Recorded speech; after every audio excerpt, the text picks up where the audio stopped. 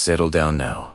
Find your most comfortable stillness and allow your mind to drift back, far back, through the quiet, endless corridors of time. We begin our journey not with paper or ink, but with the cool, damp earth itself, in the valleys between the great rivers, where the very concept of a library was first etched into clay. Breathe in, slowly, breathe out completely, and feel the heavy silence of the night settle around you. The sun has set over ancient Mesopotamia, perhaps 4,500 years ago. Imagine a city like Uruk or Nineveh. The air is still, dry, and smells faintly of dust and dry reeds. In a low-lit chamber, the scholar, the priest, the keeper of the accounts, is working. He does not use a quill. He holds a stylus-appointed stick and presses its edge gently but firmly into a soft, rectangular slab of wet clay. These aren't books as you know them.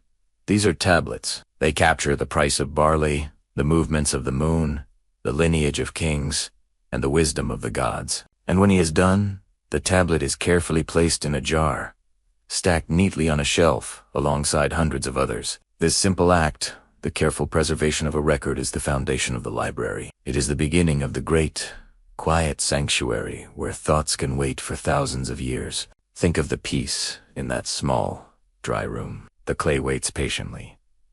It does not judge.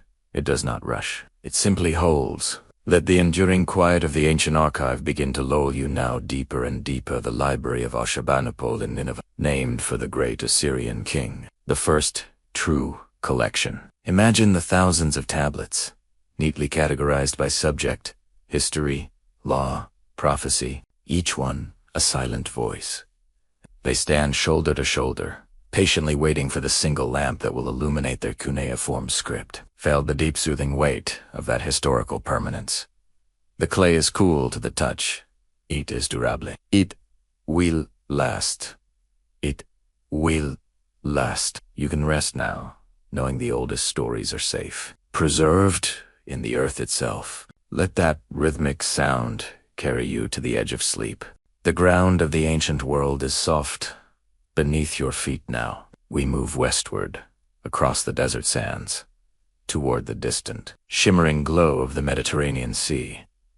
The air is warmer here, slightly humid, scented with salt and myrrh. We arrive at a city built on ambition and enlightenment. Alexandria, Egypt. Breathe in and breathe out and imagine the scale of it. It is not a dusty room of clay. It is a monument of cool marble and towering columns. This is the fabled Library of Alexandria, the heart of the Hellenistic world, a place where scholars lived and breathed the pursuit of every known scrap of knowledge. Instead of heavy tablets, they use papyrus scrolls. Feel the smooth, dry texture of the plant fiber beneath your fingers. It is brittle, but light. Each scroll, a single volume, is tied with a string, labeled with a small tag, and stored in a scriptorium, a small cylindrical container. The great hall is silent, save for the low murmur of Greek philosophy being debated, and the delicate flick of a scholar unrolling a text. Thousands upon thousands of scrolls. The library's purpose was to collect everything. Every ship that docked in the harbor was searched, and any book found was copied and added to the collection. Imagine walking those silent, echoing halls. The scent of aging papyrus, a mix of dry grass and faint decay, is comforting. This library represented the pinnacle of human curiosity, a quiet testament to the belief that to collect all knowledge is to achieve true understanding. But knowledge, like all things, is fragile. Scrolls are vulnerable to fire, to time, to humidity, and to the shifting tides of politics. As you drift closer to sleep, consider the gentle sadness of loss. The great library eventually faded, not perhaps in a single dramatic fire, but through slow, gradual neglect, piece by quiet piece. Yet, its ideal remains, the idea that all voices deserve a place on the shelf. Let the quiet ambition of Alexandria settle your mind now. The gentle scent of papyrus is a lullaby. You are safe in the vast, quiet memory of the world's greatest collection. Sleep now. Let the light of Alexandria dim now, as we follow the quiet flow of civilization further west, into the cool, organized world of the Roman Empire. Our libraries change scale. They become more personal, more reflective of private wealth and the cultured home. We are now in a grand Roman villa, perhaps overlooking the Bay of Naples. The house is built around a central atrium, cool marble floors reflecting the moonlight. Our library, the Bibliotheca, is a chamber set apart, often facing east to catch the morning sun, protecting the delicate scrolls from the harsh afternoon heat. Breathe in, breathe out. The library is a sanctuary. It's an act of public display, yes, but also a retreat for the patron to study philosophy, history, and law. Here, the reading experience is one of quiet, singular focus. The librarian, often a highly educated slave or freedman, meticulously repairs and copies texts. He whispers the names of the authors as he handles their works: Cicero, Seneca, Virgil. The atmosphere is one of disciplined calm. Scrolls are stored in elegant, recessed wall compartments, often adorned with busts of famous writers. The temperature is regulated by the thick stone walls. The only sound is the gentle clink of a stylus on a wax tablet, as a young man practices his writing, or the slow, deliberate footsteps of the villa owner, seeking respite from the noise of the forum. This era establishes the library not just as a storehouse, but as a room of one's own, a private intellectual haven. As you feel your own heavy eyelids close,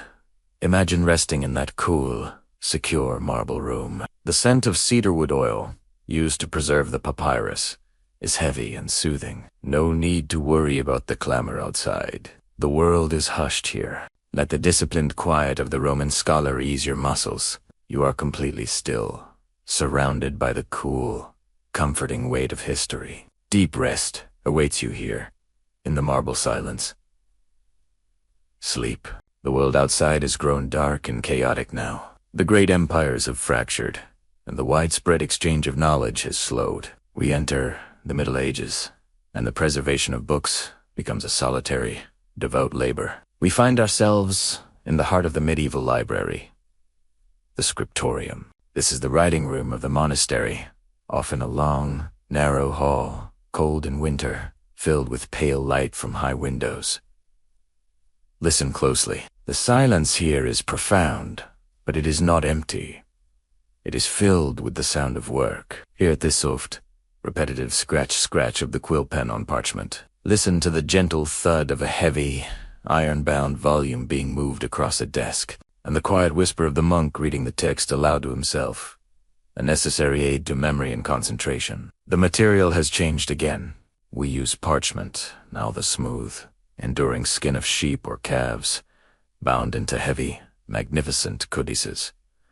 These are the books you recognize, with pages and a spine. They are rare, expensive, and treated with immense reverence. Each book is a tiny, glowing beacon against the darkness of the age. Monks labor for years to copy a single Bible, a medical text, or a classical work that survived the chaos. They sit at slanted desks, their backs aching, their fingers cramped, illuminated only by a nearby tallow candle or the weak winter light. Feel the quiet, rhythmic dedication of this work. It is slow. It is painstaking. It requires absolute focus and deep, enduring patience. This deliberate pace is what we seek tonight. It is the peace of knowing that every movement is meaningful and essential. The scriptorium represents the library as a place of labor and faith. It is cold, but its purpose is warm to keep the lamp of knowledge burning. Let the enduring quiet of the monk's labor soothe your racing thoughts. The rhythmic scratch of the pen is your gentle guide. Deeper, deeper, into the peace of the monastery walls. A shift occurs now. The silence of the scriptorium is broken by a new, exciting sound.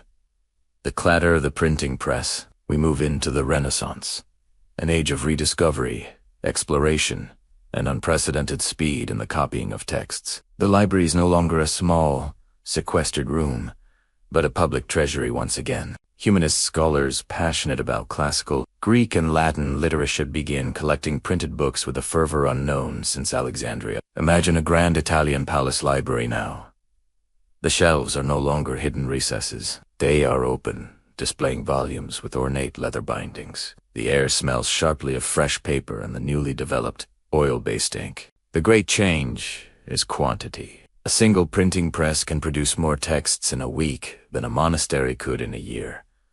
Knowledge is democratized. The library's purpose shifts from mere preservation to circulation and study. But the reading experience itself remains quiet and focused. The scholar pores over a newly acquired text, perhaps a recovered work by Plato or Archimedes. Comparing the print to the handwritten menu, the light is bright and clear, reflecting off the clean, crisp pages. This era brings the library into its recognizable form.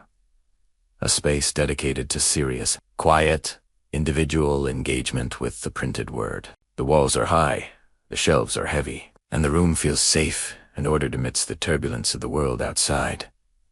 Let the peaceful sense of order wash over you. The printed page is a promise of permanence and distribution. You are in a sanctuary of light and learning. There is no need to rush. Simply absorb the quiet confidence of the scholar. Let the steady, rhythmic energy of the printing press fade into a dull, comforting hum.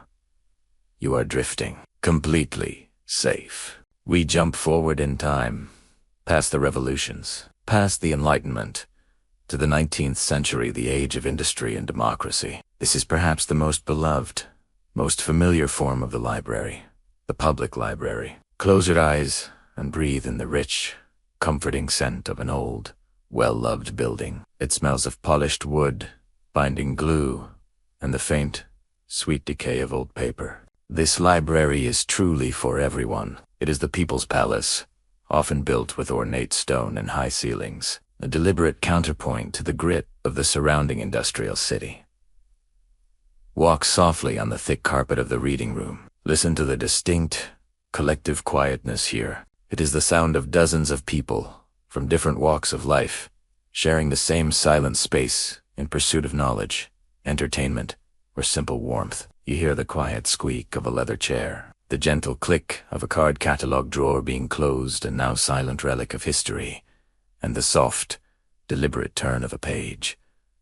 The public library is a refuge. It is a warm island in a cold city. It is a place where you can sit, undisturbed, for hours, and enter any world you choose without payment or judgment. The librarian, a figure of calm, quiet authority, watches over the collection, a silent guardian of the community's intellect. Fail the deep communal peace of this shared silence. The tall, wooden shelves surround you like old, protective friends. You are completely secure here, nestled among the stories and facts of 1,000 generations. Let the weight of the day slide away, absorbed by the welcoming silence of the public reading room, deeper into your safe haven.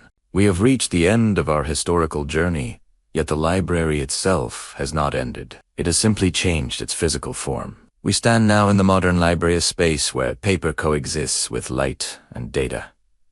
Look around. You see students with laptops, the soft glow of screens, and perhaps the faint, rhythmic tap-tap of fingers on a keyboard. But the spirit of the library, the deep, enduring silence. And beyond these walls, the modern archive stretches out, unseen, into the endless quiet of the digital cloud. Thousands of years of knowledge, instantly accessible, digitized from papyrus, parchment, and print. The vastness of the digital library is overwhelming, but the quiet that surrounds it is infinite. No longer constrained by physical space, the library has become an omnipresent, silent consciousness. This is the final, most profound, quiet, the quiet of data stored on a distant server, patiently waiting for its single moment of recall. It is the perfect silence of permanence, without decay. Allow the final, soothing thought of the library to settle your mind tonight. For thousands of years, people have dedicated their lives to one quiet, beautiful goal: to make sure that the human voice, the human story, does not disappear. They built rooms of clay, marble, stone, and light, also that you, tonight, can feel safe, sheltered, and entirely at peace, knowing that the greatest thoughts in history are simply waiting. You are surrounded by the quiet hum of history, protected by the infinite archive. Your breathing is slow and even, your body is heavy and relaxed. Your mind is still, drifting now, deeper and deeper, into the quiet, boundless library of sleep. Good night.